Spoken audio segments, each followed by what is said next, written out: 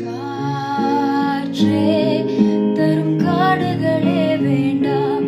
ஹோ, தண்ணீர் தரும் கடல்கள் வேண்டாம். நான் உறங்க